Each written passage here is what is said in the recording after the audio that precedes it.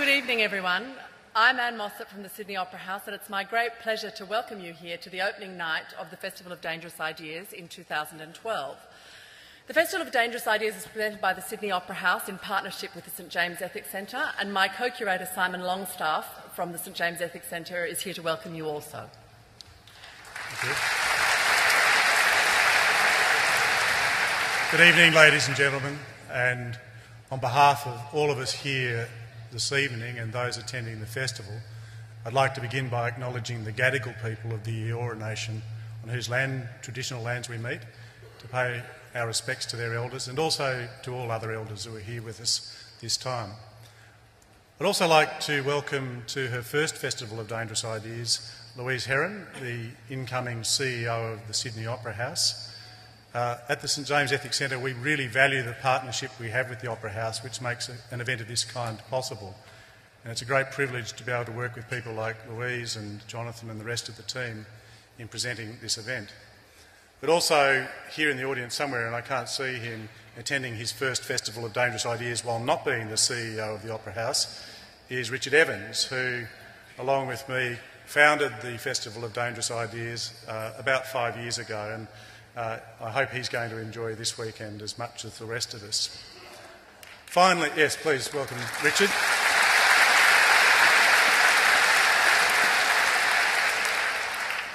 There are a number of great civic occasions taking place this weekend.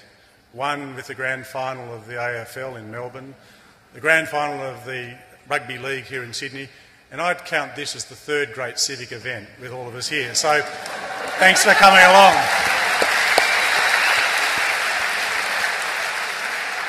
Finally, one of the great pleasures of working on this festival is being able to work as a colleague with Anne Mossop, the co-curator, and the festival producer, Danielle Harvey. They are really tremendous intellects and great inspirations for making what I think you're going to enjoy as a wonderful weekend of activity. So it's with particular pleasure that I hand back to you, Anne, to introduce the first of our speakers tonight. Thank you.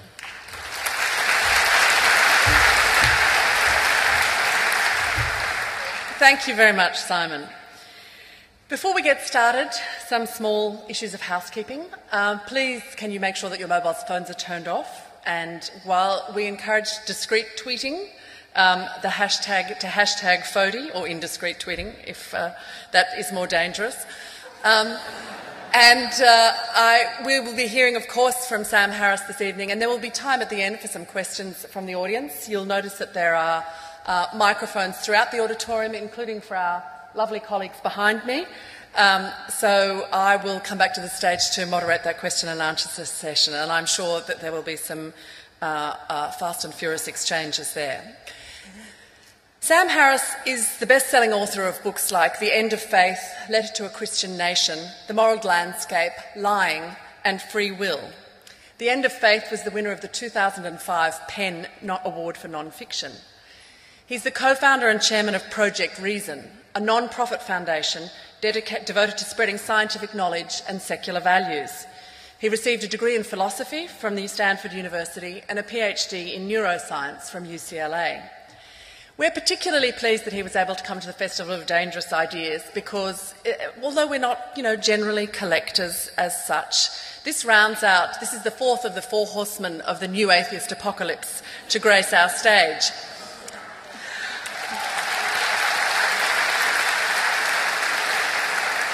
And those of you who are truly Festival of Dangerous Ideas diehards may have been here to see Christopher Hitchens, the late Christopher Hitchens, open the first festival in 2009. But of course, since then, we've had not one but two visits from Richard Dawkins and a wonderful appearance from Daniel Dennett late last year. So, more importantly than that, however, what Sam Harris brings us tonight is a unique blend of science and philosophy to the fearless dissection of big and dangerous ideas. And his work on free will is absolutely no exception. Looking at what neuroscience has revealed about the workings of our brains, he's penned a pithy and cogent argument about what this means for how and why we do what we do, and how this in fact exposes free will as an illusion.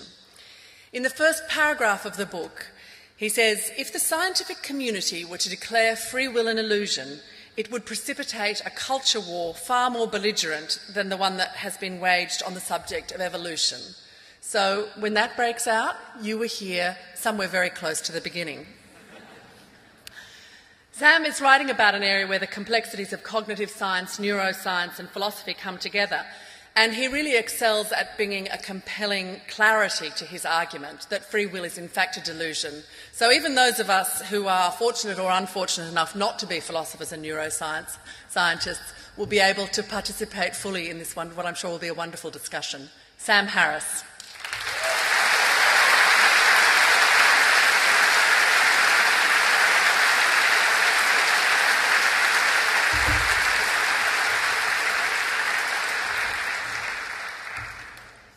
Well, it really is an honor to be here. Such a beautiful venue, and to be following the other horsemen. It really is. It's great to be here. Now, I'm going to speak tonight about the delusion of free will. And to my surprise, this is an incredibly sensitive subject. It's perhaps the most sensitive subject I have had the honor to touch. It's sensitive to religious people, of course, because without free will, Judaism, Christianity, Islam don't make any sense, if you can imagine such a thing.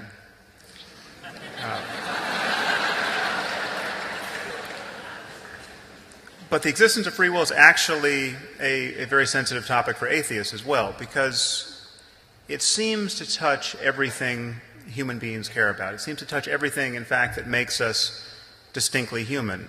Morality and law and politics and religion and intimate relationships, feelings of personal accomplishment, feelings of guilt and responsibility. It seems that most of what we care about in human life depends upon our being able to view other people like ourselves as being the actual conscious source of their thoughts and actions. So in this talk, I hope to do two things. I hope to convince you that free will is an illusion, and I hope to convince you also that this matters, and those are quite distinct. And I want to begin, I hope on not too defensive a note, by telling you the two most common ways of misunderstanding my argument. And this is sort of like beginning a marriage proposal by saying, here are the two most common reasons women haven't wanted to marry me, and why they were wrong. Now, the first way of missing the point is to think that we simply don't understand enough. Science is incomplete. Some of our scientific assumptions may be false. There may be truths to discover about the nature of the universe that would put free will, the popular notion of free will, on some new footing. So it's simply too soon to say scientifically that free will is an illusion. This is not true. I am arguing that free will as a concept is so incoherent that it can't be mapped onto any conceivable reality. The second detour you might be tempted to take, as many have, is to say, well, of course, the popular notion of free will doesn't make any sense, it doesn't fit the facts, but none of that matters. That's an academic argument. We still feel free. This changes nothing. It's sort of like saying that atoms are mostly empty space.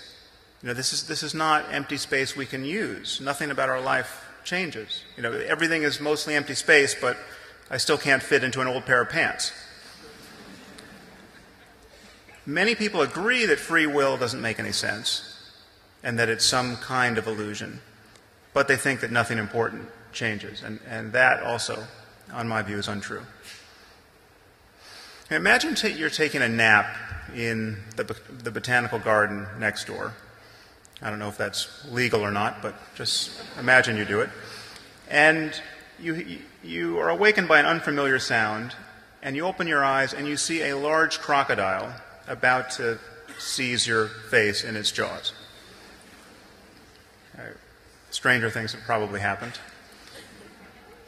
It should be easy enough to see that you have a problem. Okay? And now swap the crocodile for a man holding an axe. The problem changes in some interesting ways, but the sudden emergence of free will in the brain of your attacker is not one of them. But imagine the difference between these two experiences. Let's say you survive your ordeal, and you have it's a terrifying experience. Let's say you're injured. Let's say you lose a hand. Okay, now imagine confronting your human attacker on the witness stand during his trial. Okay, if you're like most people, you are going to feel feelings of hatred that could be so intense as to constitute a further trauma. Okay, you might spend years of your life fantasizing about this person's death. How much time are you going to spend hating the crocodile? I mean, you might even go to the zoo to take your friends and family to the zoo for fun just to look at him. You'd say, that is the beast that almost killed me. Although you might be pointing with this hand.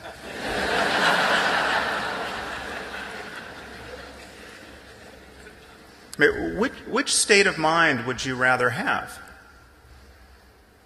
Now, I think this idea of free will largely accounts for the difference. The crocodile was just being a crocodile. I mean, what else was a crocodile going to do coming upon you napping in the park?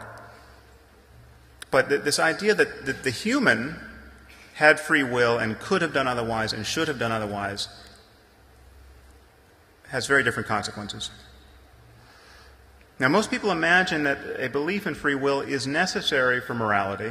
Morality has to be grounded in this idea, and it's necessary, therefore, for getting most of what we want out of life. And I think that's clearly untrue. The difference between happiness and suffering exists with or without free will. I mean, I no more want to be eaten by a crocodile than I want to be killed by a man with an axe. These are both very good things to avoid. Okay, and we can avoid them, and we can talk about almost everything else we want in life without suffering any obvious illusions about the origins of human behavior. Now, the popular conception of free will seems to rest on two assumptions. Okay, the first is that each of us was free to think and act differently than we did in the past. Okay, you chose A, but you could have chosen B. Okay, you became a policeman, but you could have become a firefighter. You ordered chocolate, but you could have ordered vanilla. Okay, it certainly seems to most of us that this is the world we're living in. Now, the second assumption is that you are the conscious source of your thoughts and actions. You feel that you want to move, and then you move. Your conscious desires and intentions and thoughts that precede your actions seem to be their true origin. The conscious part of you that is experiencing your inner life is actually the author of your inner life and your subsequent behavior. Now, unfortunately, we know that both of these assumptions are false. The first problem is that we live in a world of cause and effect. Everything that could possibly constitute your will is either the product of a long chain of prior causes, and you're not responsible for them, or it's the product of randomness, and you're not responsible for that, obviously, or it's some combination of the two. And however you turn this dial between the iron law of determinism and mere randomness, free will makes no more sense. I mean, what does it mean to say that a person acted of his own free will? It must mean that he could have consciously done otherwise. Not based on random influences over which he had no control, but because he, as the conscious author of his thoughts and actions, could have thought and acted in other ways. Now, the problem is that no one has ever described a way in which mental and physical events could arise that makes sense of this claim. I mean, consider you're a generic murderer. Okay, his choice to commit his last murder was preceded by a long series of prior causes, a certain pattern of electrochemical activity in his brain, which was the product of prior causes, some combination of bad genes and the developmental effects of an unhappy childhood, whatever influences were impinging upon him the day he committed his crime. The moment we catch sight of this stream of causes that precede any conscious experience and reach back into childhood and beyond, or beyond the person's skin into the world, the sense of his culpability disappears. That the place where we would place our blame disappears. To say that he could have done otherwise is really to say he would have been in a different universe had he been in a different universe, or that he would have been a different person had he been a different person.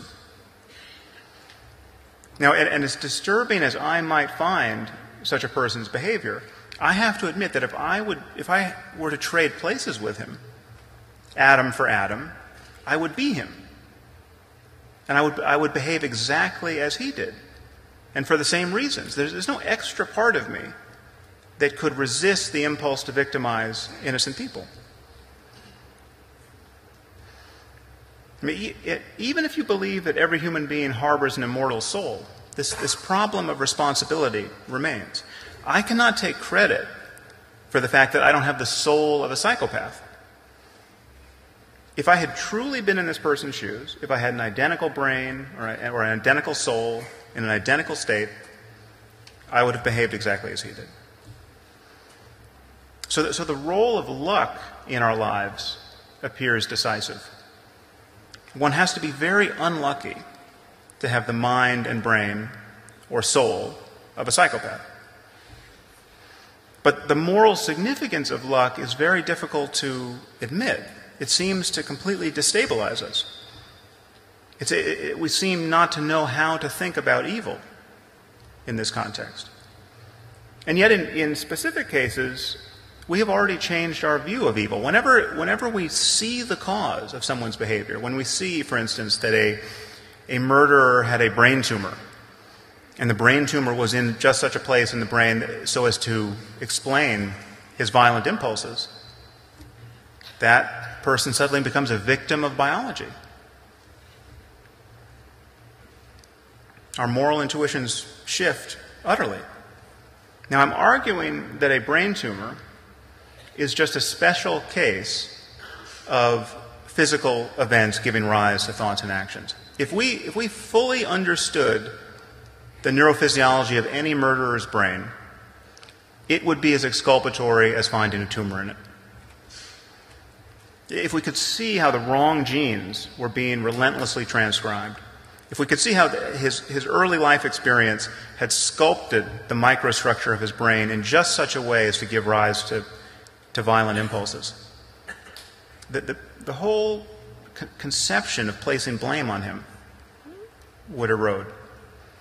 Now, of course, this is a problem that scientists and philosophers are aware of, and many think they have put forward a notion of free will that can withstand the facts. And I'll deal with some of that. There appears to be a poltergeist in this computer. But I want to argue for a moment that the problem of free will is actually deeper than the problem of cause and effect. I mean, most people think we have this experience of free will, and simply we can't map it on to physical reality. I think this is an illusion. The free will doesn't even correspond to a subjective fact about ourselves. And if you pay close attention to your experience, you can see this. Your thoughts simply appear in consciousness, very much like my words. What are you going to think next? What am I going to say next? I could start just wondering about why we don't eat owls. Why don't we eat owls? They seem perfectly good. Where did that come from? Well, as far as you're concerned, it came out of nowhere. Right? But the same thing happens in the privacy of your own mind. It's happening right now. You've all made an effort to be here tonight, presumably because you wanted to hear what I had to say about free will. And you're trying to listen to me, but you have a voice in your head that just says things. Haven't you noticed? Now, I'm standing up here trying to reason with you, and you'll think, he looks a little like Ben Stiller.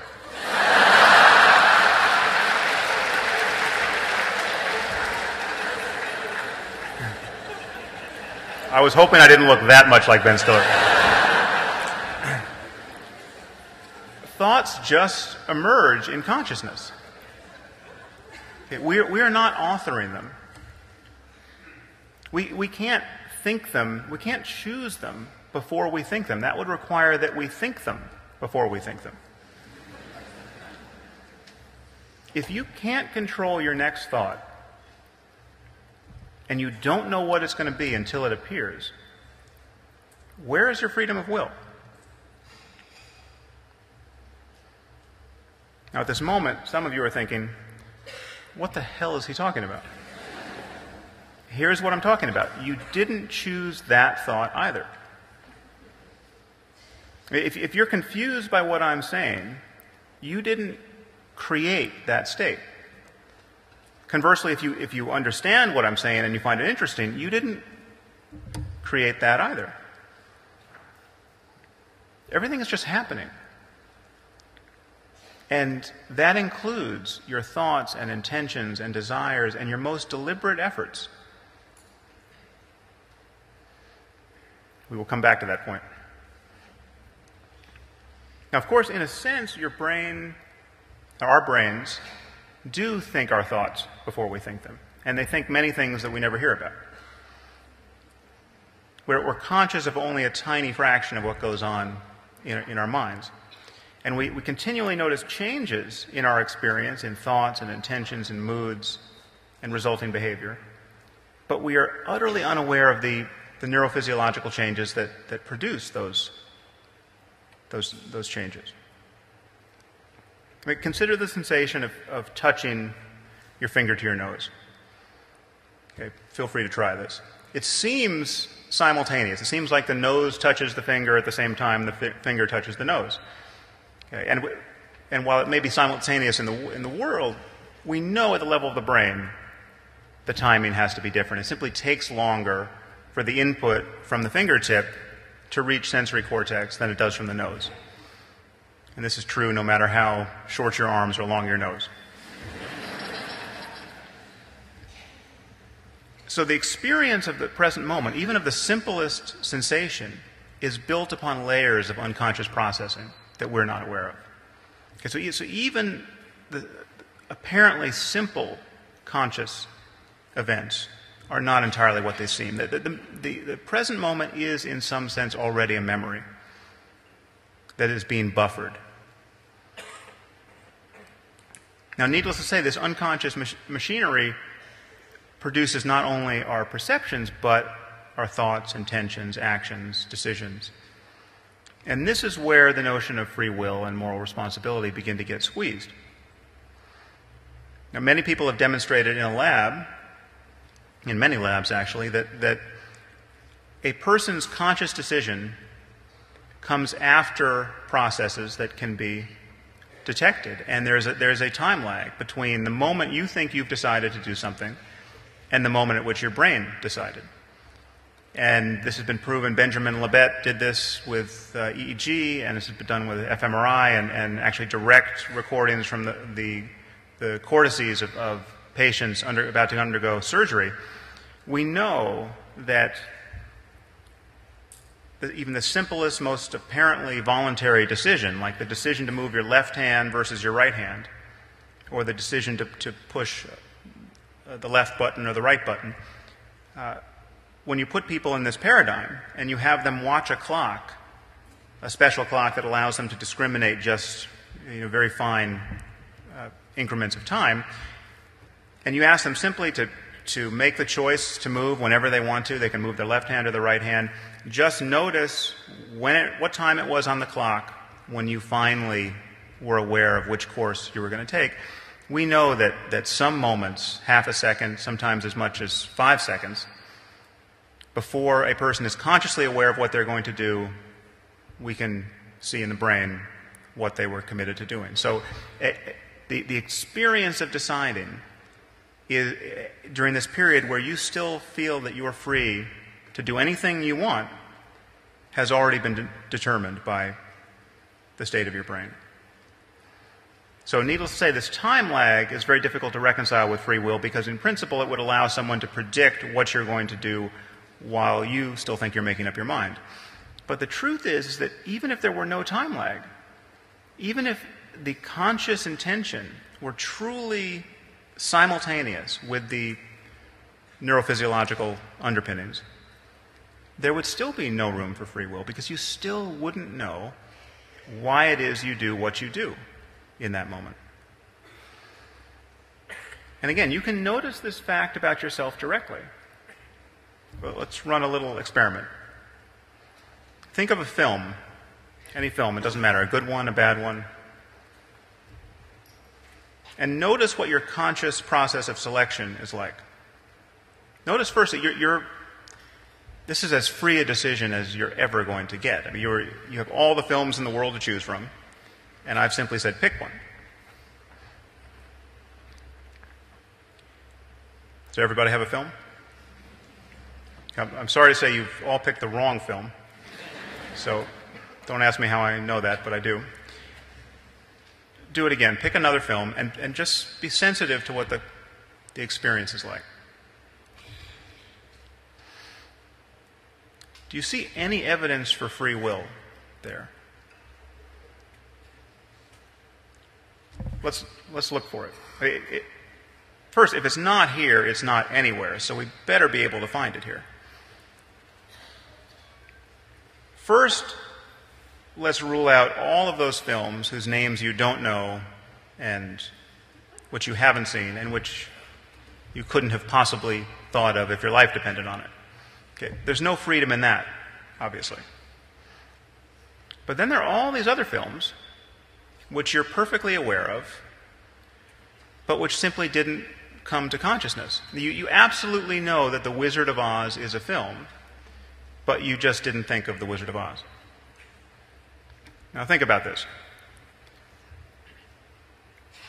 Were you free to choose that which did not occur to you to choose? For whatever reason, your Wizard of Oz circuits were not primed in such a way as to deliver it as a possibility. Of course, if you did think of The Wizard of Oz, you should consider yourself a genius.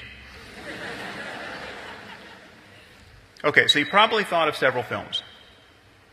And let's say you thought of Lawrence of Arabia and Avatar and Mad Max. Okay, so you kind of converged on those three, and then you thought, well, I'm Australian, I'll go with Mad Max. And then you thought, no, Mel Gibson is more than a little creepy at this point in his life. So I'm going to go with Avatar. Okay? And you settled on Avatar. Well, you still don't know why you chose Avatar over Lawrence of Arabia. And this is the sort of decision that motivates the idea of free will. You go back and forth between two options, and you're not suffering any obvious constraints from the external world or any coercion. It just, you appear to be doing all of it. It's just you and your thoughts. But when you look closely, it is a mystery why you chose one over the other. And you might have a story to tell about it. You might say, well, I saw an animated movie last week, and Avatar's animated, so I remembered that, and so I just went with Avatar. Okay, well, the first thing to say is that we know that those sorts of explanations are almost always wrong. When you bring people into the lab and manipulate their decisions, they always have a story about why they did what they did, and it never bears any relationship to what actually influenced them. So you can bring people into the lab, and and give them a hot beverage as opposed to a cold one to hold in their hands and get them to cooperate more or to like one person more than another, and they have no idea that the temperature of the cup in their hands is influencing them at all. The psychology is just bursting with evidence of that kind. But even if you're right in this case, even if the memory of the animated film was the thing that steered you to Avatar over Lawrence of Arabia, you still can't explain why it had that effect. Why didn't it have the opposite effect? Why didn't you think, well, I just saw an animated film, so I'm going to go with something else. I'll go with Lawrence of Arabia.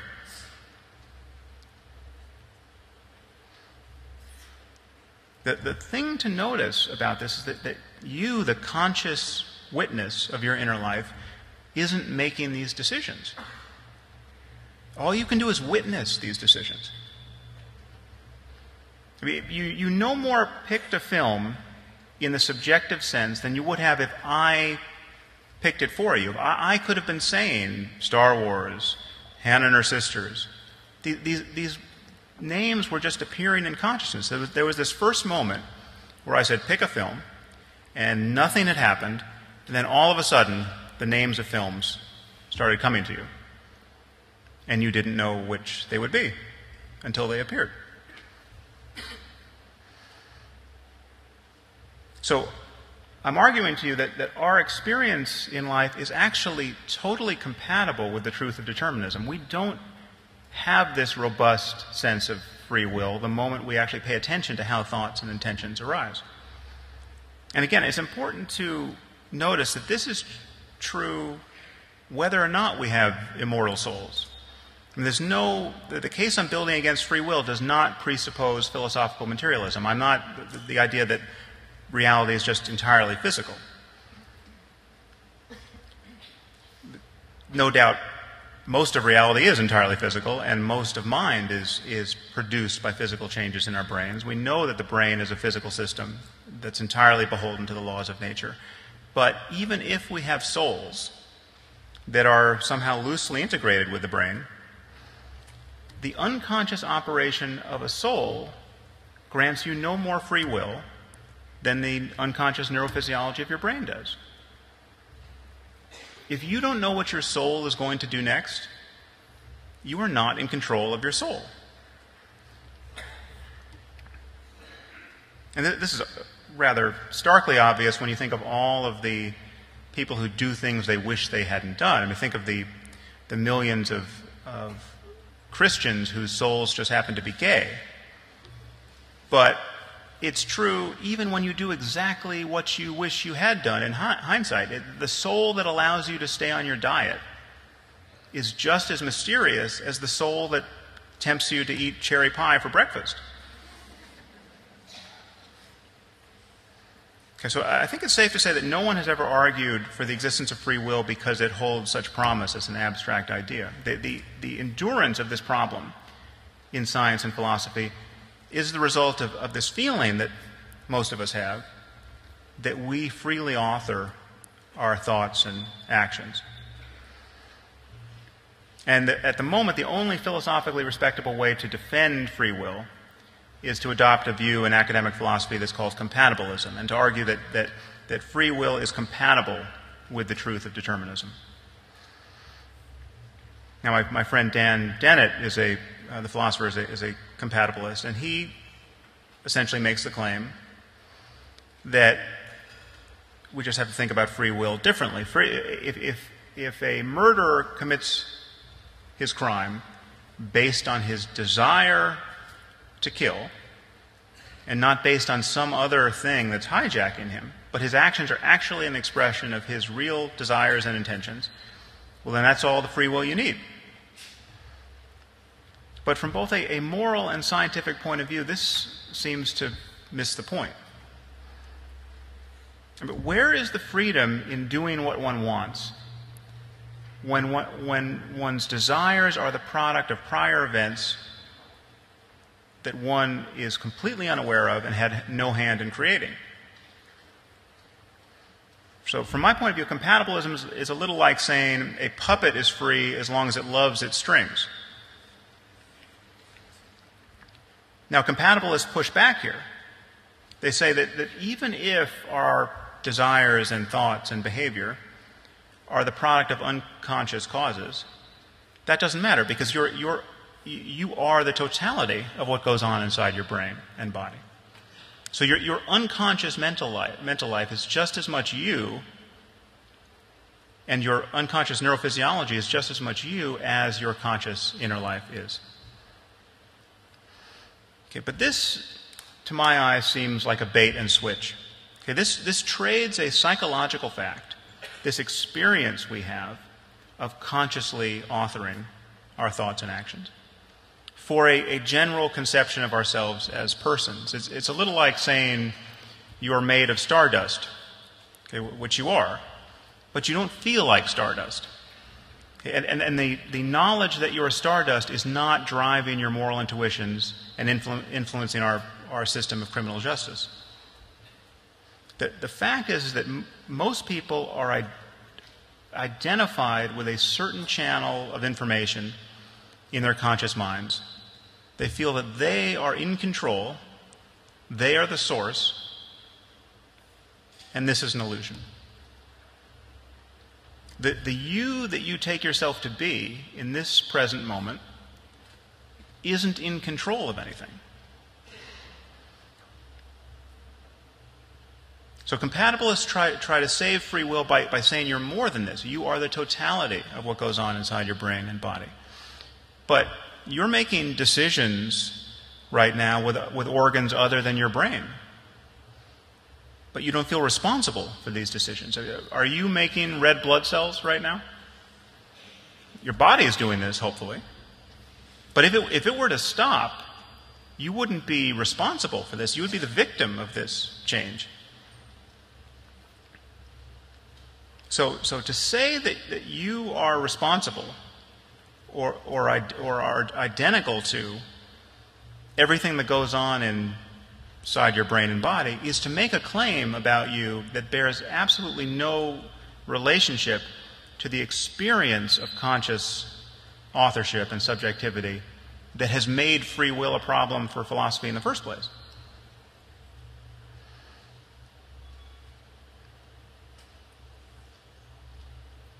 So what does this all mean? Well, first, let me tell you what it doesn't mean. To talk about determinism as a fact is not to argue for fatalism. Okay, this confusion on this point gives rise to questions like, well, if everything is determined, why should I do anything? Why not just sit back and see what happens? Why not just throw the oars out of the boat and just drift through life? Okay, this misses the point. This is not to sit back and see what happens is itself a choice which has its own consequences. It's also very hard to do. Just try to stay in bed all day waiting for something to happen. Okay, you'll soon feel a very strong urge to get up and do something. And the only way to stay in bed at that point will be to resist this urge. Doing nothing actually becomes much harder than doing something after a very short time. So the fact that our choices and decisions and efforts depend upon prior causes doesn't mean that they're not important. If I hadn't decided to write a book about free will, it wouldn't have written itself. You can't write a book by accident. Okay, so effort and discipline and intention, all of this matters. Goals. These are all causal states of the brain, and they lead to behaviors, and behaviors lead to outcomes in the world. So on one level, not much changes. The choices we make in life are as important as fanciers of free will imagine. And then, therefore, fatalism is untrue. The idea that the future is going to be what it's going to be regardless of what you think and do, that is untrue. That's clearly untrue. But the next thing you think and do is going to come out of a wilderness of prior causes which you, the conscious witness of your inner life, cannot see and did not bring into being. You have not built your mind. And in the moments where you seem to build it, when you make an effort to learn something, when you try to perfect a skill, the only tools at your disposal are those that you've inherited from moments past. No one picks their parents or the society into which they were born. No one picks the moment in history where they arrive. No one determines how their nervous system gets shaped from the moment of conception onward. So you are no more responsible for the structure of your brain, as well as its functional states, as you are for your height. But I'm not saying that you can just blame your parents for every bad thing that happens to you and make no effort to change yourself. This is a way of misunderstanding the argument. It is possible to change. In fact, viewing yourself as a system open to myriad influences actually makes change seem more possible. I mean, you are by no means condemned to be the person you were yesterday. In fact, you can't be that person. That the self is not a stable entity. It is a process. But it is a fundamentally mysterious process.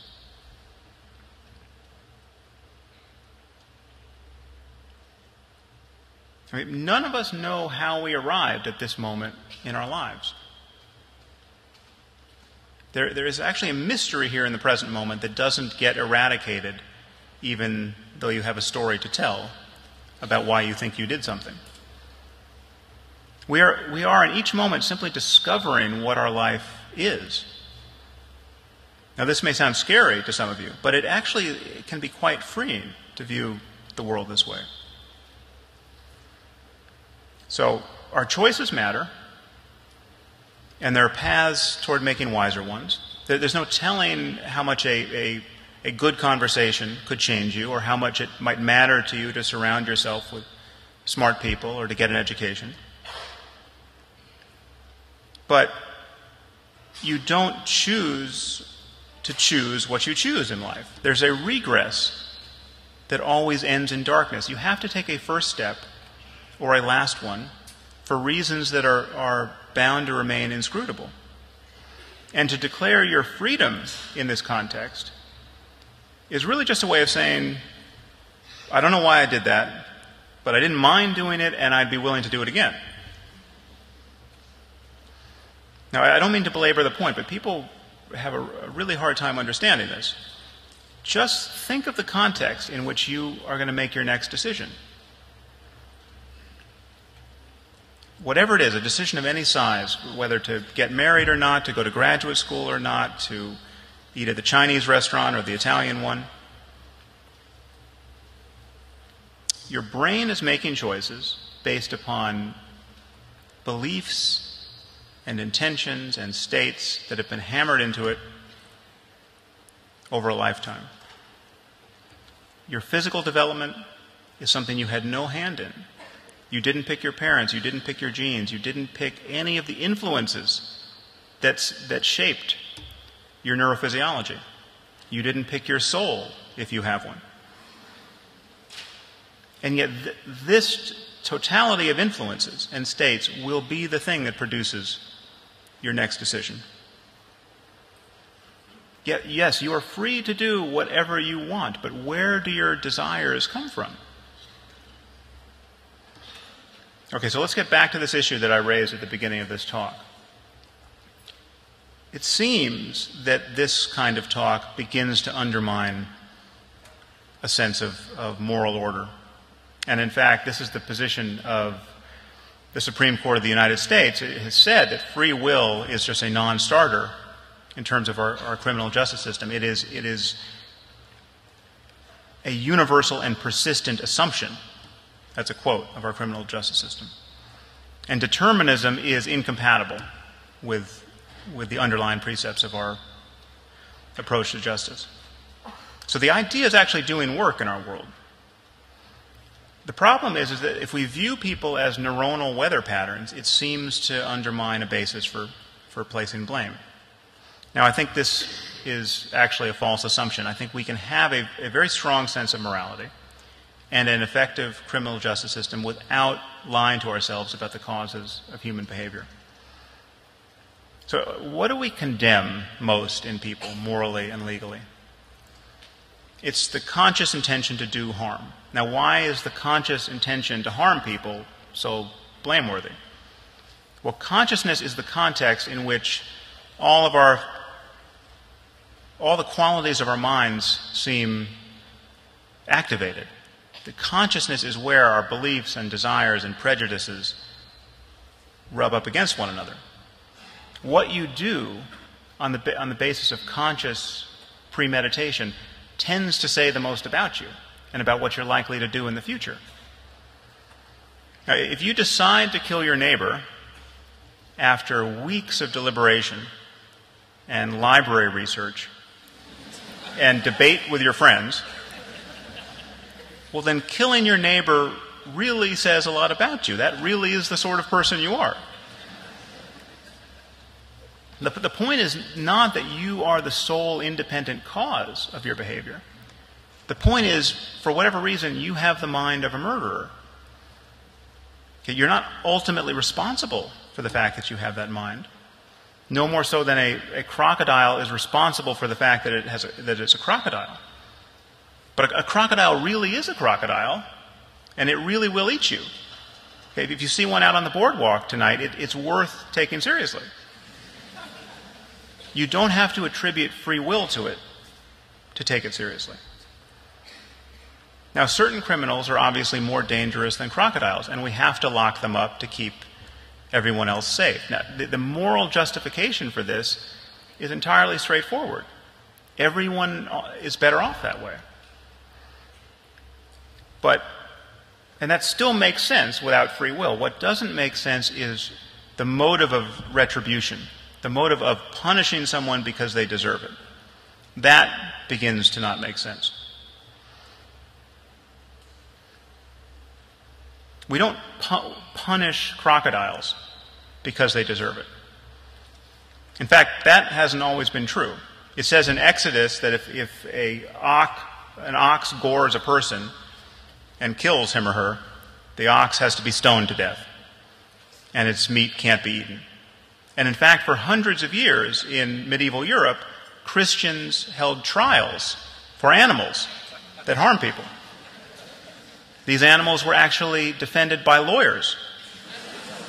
Okay, there are cases of, there's a case of, I just read about, of a lawyer who was representing a large collection of rats that had destroyed a crop, and his argument to the magistrate was the rats couldn't appear in court because there were so many cats about that were going to do them mischief. So his client was absent. Okay, this went on for hundreds of years. We've lynched. The latest lynching of an animal in the United States was in 1916, where an elephant ran amok out of a traveling circus, trampled someone in the street, and the good people of Tennessee decided to lynch it to get justice. They hung an elephant from a railroad crane, and they were quite satisfied with themselves. So you can see that, I mean, those facts are macabre and comical now. You can see how we're prone to illusions on this front. Now, I'm not ruling out the possibility that certain punishments may be necessary to regulate people's behavior. It may be that certain crimes require punishment in order to be deterred. But that is a purely pragmatic discussion about human psychology and the causal efficacy of punishment. It has nothing to do with retribution. Dispensing with the illusion of free will allows us to focus on things that actually matter, like mitigating harm, deterring crime, assessing risk. So I'm not arguing that everyone's not guilty by reason of insanity. The bad people need to be locked up if that's all we can do to keep ourselves safe. And all the distinctions we care about, the difference between voluntary and involuntary action, or the moral responsibilities of an adult versus those of a child, all of those can be conserved without this notion of free will. In the United States, we have 13-year-olds serving life sentences for crimes.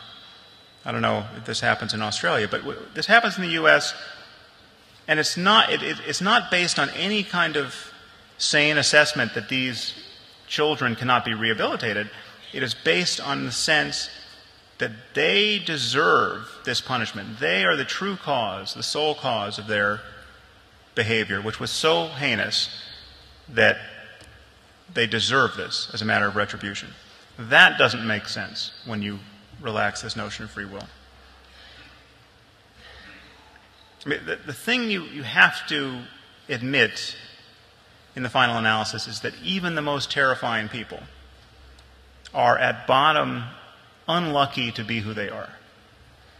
And that has moral significance. And once again, even if you think everyone harbors an eternal soul, the game doesn't change. Anyone who's been born with the soul of a psychopath is profoundly unlucky. You take one of the most odious people I can think of, Saddam Hussein's eldest son, Uday Hussein. He really is somebody it's almost impossible to feel compassion for this man when you think of him as he was as a man. I mean, this was somebody who, when he would see a wedding in progress in Baghdad, would descend with his thuggish bodyguards and rape the bride. Sometimes he would rape and kill the bride. He did this more than once. Okay, so given that we couldn't capture him during the course of that war, whatever you think about the ethics of the war, it was good that we killed him. I mean, unless you are a total pacifist, you have to admit that this is what guns are for, to shoot people like Uday Hussein. Okay, but simply walk back the timeline of his life. Think of him as a 4-year-old boy. Okay, he might have been his psychopathy might have been evident even at the age of 4. He might have been a scary boy, but he was also a very unlucky boy. I mean, he had Saddam Hussein as a father. How unlucky can you get? Okay, he was the 4-year-old boy who was going to become the psychopath Uday Hussein, through no fault of his own, ultimately. If at any point in his life course we could have intervened to help him, at 4, at 5, at 6, at 7, at 8, that would have been the right thing to do, and compassion would have been the right motive. So the irony is, if you want to be like Jesus and love your enemies, or at least not hate them, one way into that is to view human behavior through the lens of a wider scientific picture of causation. Now, I'm not saying that it would be easy to adopt this perspective if you or someone close to you was the victim of a violent crime. This is how we need to see the world in our more dispassionate moments. But our dispassionate moments are the source of our thinking about public policy and scientific truth.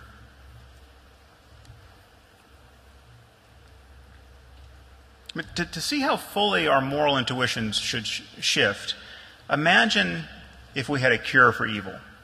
Imagine that we understand exactly what psychopathy and all its variants are, and we can make the necessary changes in the brain painlessly and safely and easily. We can just drop the cure into the milk like vitamin D. Okay, so now, at that point, evil is a nutritional deficiency. Now, imagine the logic, the moral logic, of withholding the cure for evil from someone as a punishment for their evil acts. But would it make any sense at all to say, well, no, this person was so evil, he was so bad, he caused so much harm, that he shouldn't be given the cure? Does that make any sense at all? Imagine withholding surgery from someone who has a brain tumor as a punishment when you are sure that the brain tumor was the cause of their violent behavior. To my eye, that makes no sense at all, and that reveals that this urge for retribution is actually born of not seeing the causes of human behavior. When you see the causes, if we could trace the causes in a fine-grained way, this notion of vengeance and this notion that people deserve what they get in this way as punishment would disappear. And this leads me finally to the subject of religion, because of course the notion of God's justice is entirely a matter of retribution. People deserve what they get because based on their own free will they are misbehaving. I mean, this is the religious answer to the problem of evil. When you say, well, how did an omnipotent and omnibenevolent God allow the Nazis to kill millions of people? The answer is, well, human beings are endowed with free will, and therefore God couldn't control that part. Now, obviously, that's not an answer to all the other mayhem that's born of other causes. So tsunamis and epidemic disease, an omnipotent God seems responsible for those things. But the religious answer to the problem of human evil is free will. Free will is what makes sense of the idea of sin, this idea that people can consciously, as the sole cause of their behavior and belief, turn away from God. I must be the sole sufficient cause of my unbelief. Okay, this can't be true.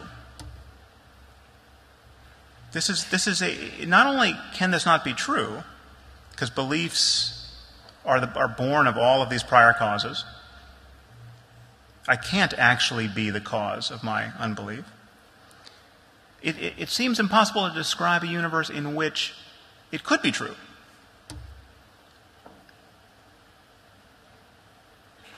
And however you tune the variables of determinism and randomness, free will doesn't put in an appearance. There's no mix of randomness and determinism that gets you free will. Now, ironically, one of the fears that religious people have is that this way of viewing the world dehumanizes us. But rather, I think it humanizes us. What could be more dehumanizing than to say that most people throughout human history are in some crucial way responsible for the fact that they were born at the wrong time, to the wrong parents, given the wrong beliefs, given the wrong religion, the wrong intellectual influences, and as a result of that, they deserve to be punished for eternity. And the God that designed this diabolical apparatus is somehow still good. So to conclude, I just want to bring this back to the direct experience of consciousness in the present moment. It's generally argued that free will presents us with a compelling mystery. We have this robust experience of freedom, and yet we can't figure out how to map it onto physical reality. I'm arguing that's not the case.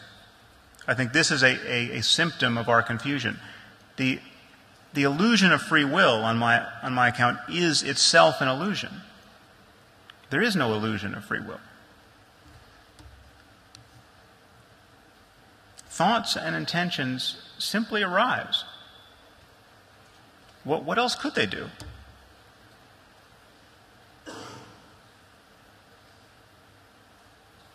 Now, some of you might think this sounds depressing, but it's actually incredibly freeing to see life this way.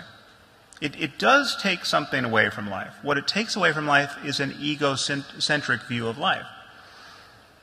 Now, we're not truly separate. We are linked to one another. We are linked to the world. We are linked to our past and to history. And what we do actually matters. Because of that linkage, because of the permeability, because of the fact that we can't be the true locus of responsibility. That's what makes it all matter. So you can't take credit for your talents, but it really matters if you use them. You can't really be blamed for your weaknesses and your failings, but it matters if you correct them. Pride and shame don't make a lot of sense in the final analysis, but they were no fun anyway. These are isolating emotions. But what does make sense are things like compassion and love. Caring about well-being makes sense. Trying to maximize your well-being and the well-being of others makes sense. There is still a difference between suffering and happiness, and love consists in wanting those we love to be happy. All of that still makes sense without free will. And of course, nothing that I've said makes social and political freedom any less valuable. Having a gun to your head is still a problem worth rectifying wherever intentions come from. So the freedom to do what one wants is still precious. But the idea that we as conscious beings are deeply responsible for what we want, I think needs to be revised. It just can't be mapped on to reality, neither objective nor subjective. And if we're going to be guided by reality, rather than by the fantasy lives of our ancestors, I think our view of ourselves needs to change. Thank you very much.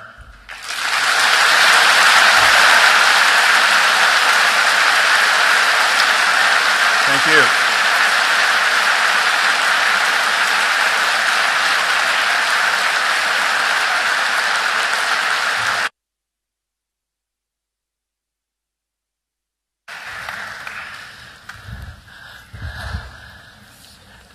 Now, for those of you who are still thinking clearly after that onslaught, it's time for some questions and discussion for Sam.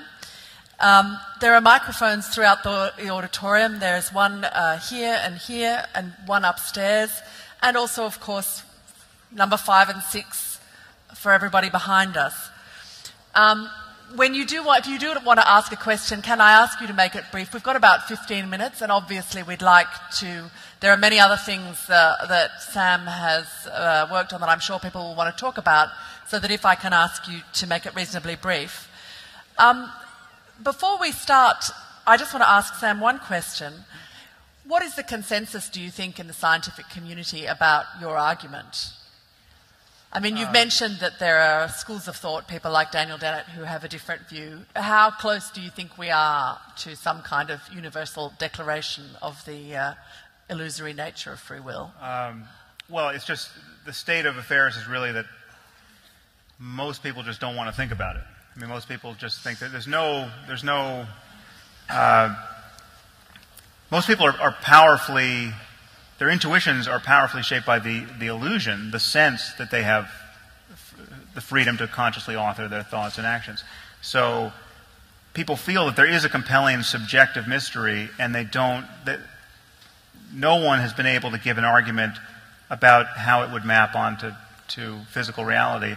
But people feel that the experience is so compelling that there's just no reason to worry about it. This is the state from which we need to live.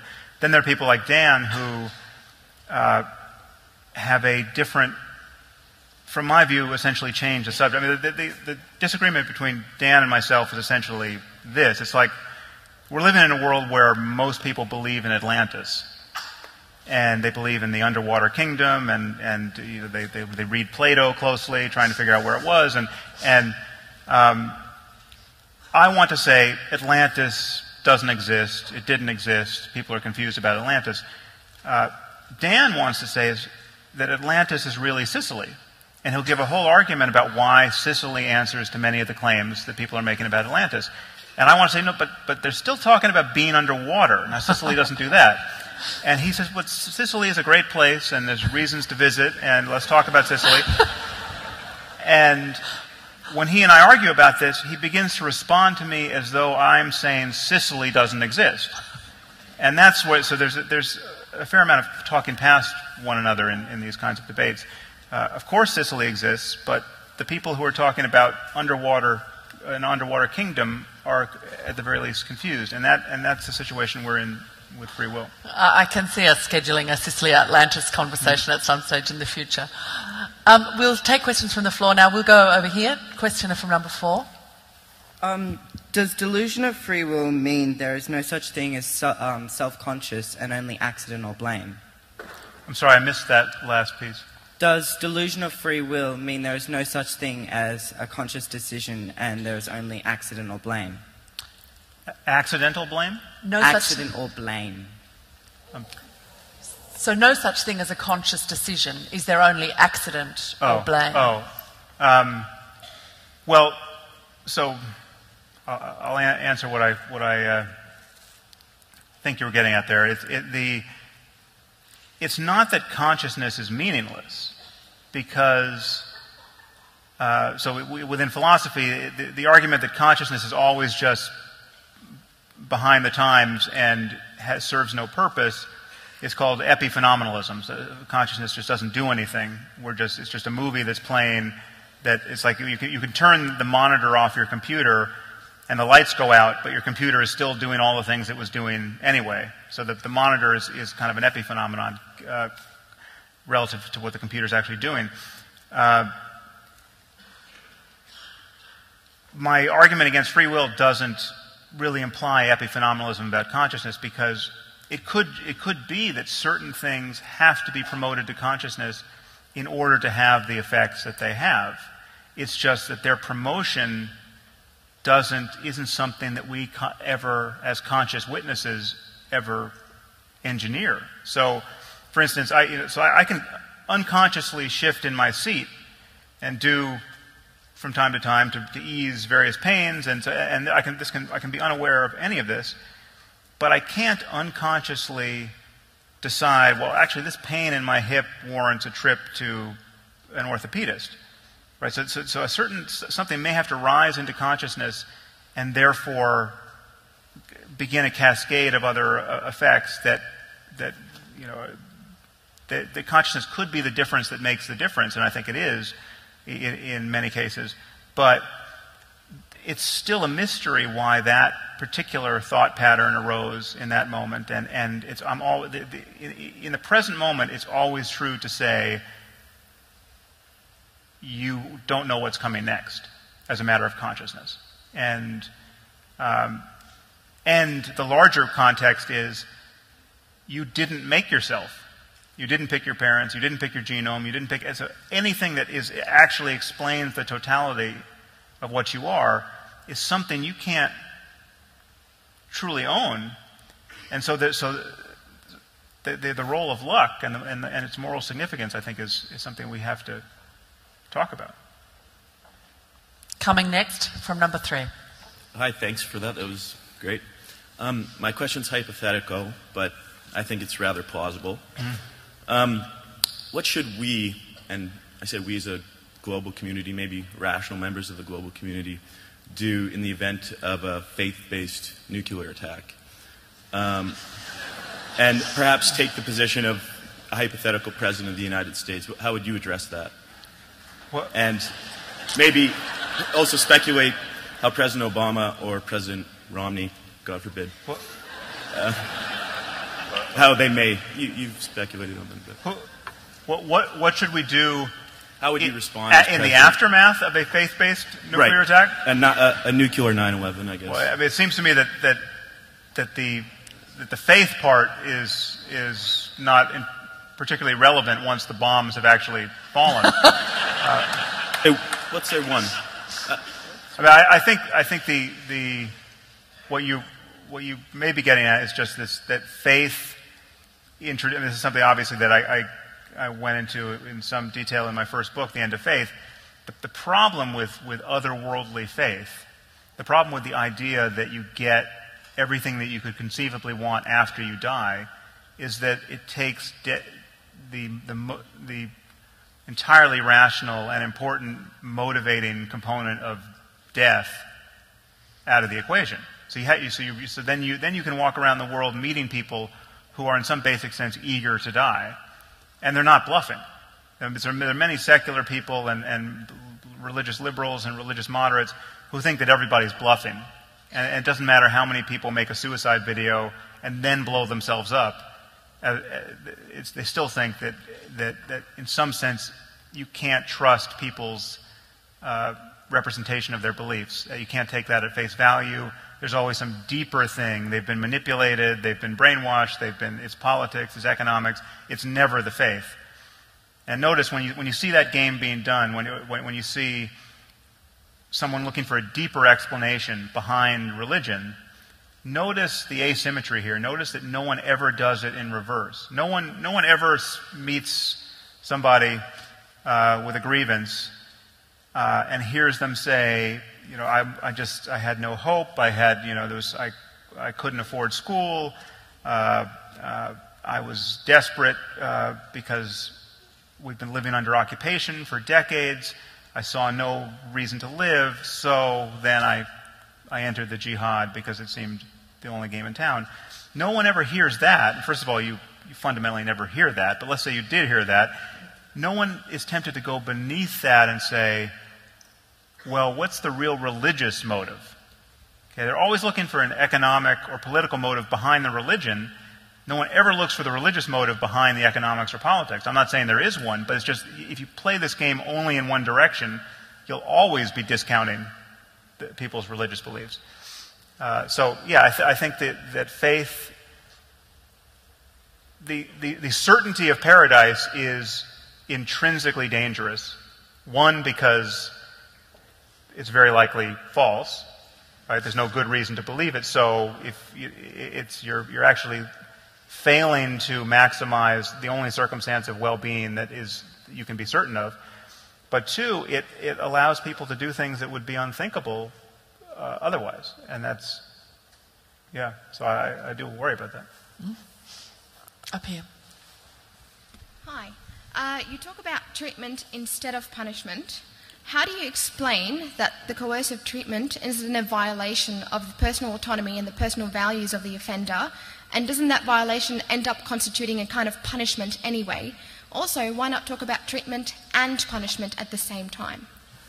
Well, it's a question of that question is arising in a context in which we don't understand the details, and therefore our treatments for anything at the level of the mind are incredibly coarse. And if you're talking about pharmacology, they have a spectrum of undesirable side effects, and nothing really works all that well. So you have to imagine the case where we really have a deep understanding and we really have remedies that work, and they don't come with all of these other terrible side effects. So you're not having to weigh symptoms, the symptoms of the disease versus the symptoms of the cure.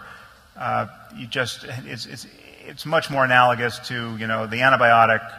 Well, that's probably not a good analogy because there are side effects. But the tumor was removed, and no one is left wondering whether that was a good idea, because the problem was discrete enough, that the remedy was clear enough, and the outcome was good.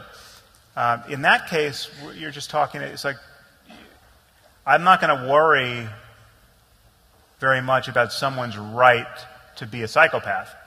If we have a cure for psychopathy, which is, you just get it in the milk now, but then we have parents who don't like the idea of this cure, even though we don't have side effects, and they're raising psychopathic children who we all have to deal with. That becomes again, in the gray areas, it becomes something to debate, because you're talking about cures that don't necessarily work, incomplete understanding, side effects. And that's the world in which we're going to be living for a very long time, perhaps forever. But where things become clear and actionable, I think our intuitions just naturally change. I mean, it used to seem completely insane I would imagine, to even fix somebody's teeth. It's like orthodonture is this crazy artifice that we have foisted upon ourselves at some point. And yet now, if your kid has very crooked teeth, it is the compassionate and not entirely intrusive thing to do to fix them. and the kid will thank you when they're old enough to see the benefit. And so we don't waste a lot of time thinking about the ethics of things like that now, and yet when they're novel, I think the novelty is startling. Sam, I accept your premise about the non-existence of free will. I want to explore your assertion that it matters. You've illustrated the point that it matters largely in reference to the criminal justice system. For most of us, most of the time, our lives don't intersect with the criminal justice system. So can you illustrate this assertion by explaining how you've conducted your life differently since you landed on these ideas about free will?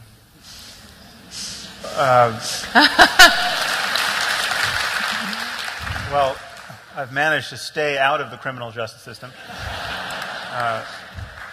Yeah, I mean, so the criminal justice component of it isn't something that I deal with on a day-to-day basis, but the ethical component is, and the emotional component is, and I can tell you it does. I don't always see the world this way. I mean, I sort of have to remind myself that I see the world this way. I mean, there are many modes in which we all function, but when I do see the world this way, it completely undercuts the basis for hatred.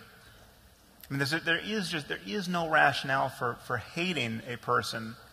I mean, the equation between the crocodile and the man with the axe does actually become valid for me emotionally. Now, again, it sets a very high bar if I was the person who was attacked. But even in those cases, when I get into not physically attacked, but when I get into some situation with somebody where I'm liable to take their hostility personally, and find them as the source, something that that inspires anger or hatred or some really negative emotion. That viewing with a wider lens, how we both got into that situation, just the bottom drops out, and the logic of indulging that mood falls away. And that seems to me to be an intrinsically good thing. Now, people begin to worry, well, what about all the good moods? I mean, can you still love people while viewing them as part of this vast fabric of causality? And I find that there is no sacrifice to the good stuff. I mean, it's not. I mean, first of all, things have to be sort of situationally appropriate. I'm not constantly looking at my daughter thinking about she's just a part of the physical universe and wow, neurotransmitters giving rise to all this cuteness. I mean, that's not the mode I'm in, but even to think in those terms, it doesn't cancel the desire for her happiness. It doesn't cancel. I mean, the love survives the truth. It doesn't. Love is not vulnerable to knowing how things are arising, and knowing how things are arising doesn't nullify all the distinctions about the differences the possible differences in human experience that we care about. We still care about living good, happy, easy, positive lives, and what else could we care about?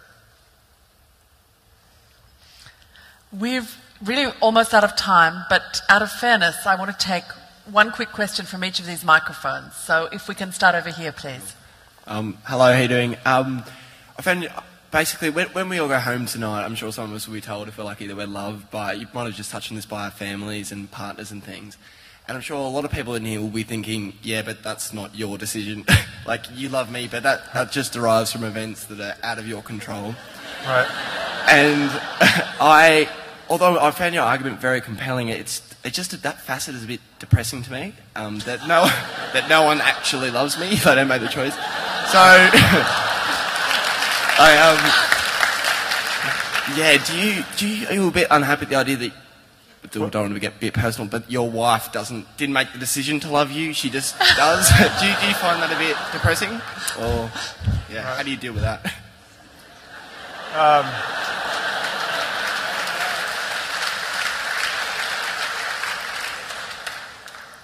Well, it's not that.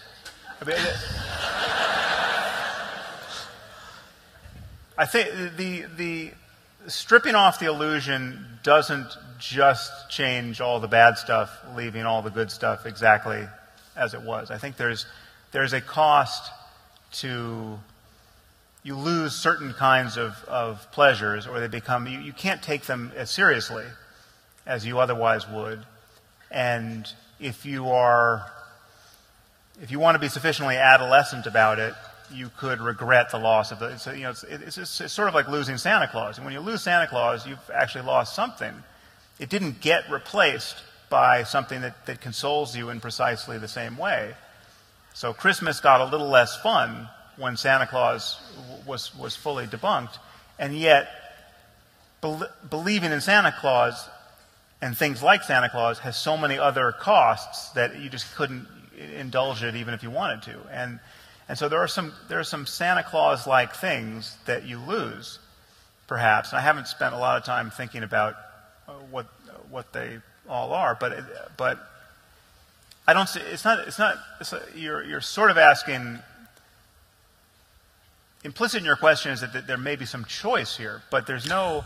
It's like either this seems to be the way the world is to you, or it doesn't seem that way, and you can't choose to believe one way or the other based on how it makes you feel, or at least if you do succeed in doing that, you should be pretty sure you're deceiving yourself. The way the belief makes you feel can't be one of your reasons for believing it. You've got to believe it based on what you think is true. But on the whole, I find that the change almost entirely positive. It is all of the negative states of mind that become so intractable and just motivate people to waste their entire lives, really, are undercut by this, that are anchored to this illusion. And the depth to which we can take things personally. So if I read my Twitter feed and I see all the people who hate me and think I'm an idiot, and all the people who misunderstand the thing I just said, and the moment I begin to lock in and take it personally, well, then it's just like picking up a hot coal. There's nothing good about it. But an ability to disengage from that and to see the illusion of that does come at the cost of, you can't indulge the good stuff at the same level you otherwise would. So again, like pride and hatred are sort of on a similar level. So like how proud can I be of something? Let's say I do something exactly the way I wanted to have done it, and it's a success, and everyone tells me that was great. No one could have done it the way you just did it. Don't you feel good about yourself? When I look closely, I can't really make much out of that moment, and it's not, and so therefore I can't really be so motivated by that kind of turn of events. I just can't feel. I see too much of how luck was involved and other people's contributions and just stuff I wasn't aware of, and it's like hitting a golf ball. Sometimes it goes great and you feel like Tiger Woods, and sometimes it goes into the woods, and the indulgence of taking credit for the one so fully and feeling like a schmuck for the other, that vacillation between the two at a certain point becomes just a source of suffering. It's just not. It's an illusion. It's a dream you can wake up from. Paradoxically, you can still want to play golf and still have fun playing golf. It's just you're just less miserable. And a quick question from you. Hi, Sam. Hi. I'm just wondering. You mentioned a couple of times the sort of being unlucky if you were born with bad genes, or to be a psychopath or something like that. And I'm just wondering, is there any evidence to your knowledge that there is such a thing as like a psychopath gene or an equivalent, something like that? The genetics of it are not totally worked out. The contribution is not like Huntington's disease where it's 100% contribution and we know what genes are involved. But yeah, clearly there's a genetic component to psychopathy, and so there are people who have this complement of genes who don't wind up being psychopaths, but they can have some of the traits of, there's a scale of traits of psychopathy. And it's, some, like almost everything that we care about, some combination of genes and environmental influences that cause it. So this has been a classic opening for a Festival of Dangerous Ideas. Golf, Ben Stiller, psychopaths, and a cherished illusion going out the window. So I'm hoping you're all going to head out into the night, relieved of the burden of free will, hoping that you're lucky, that you ended up with the right parents. Sam will be signing books in the foyer as we leave here. I'd like you to join me in thanking him, and I hope to see you over the weekend. Thank you.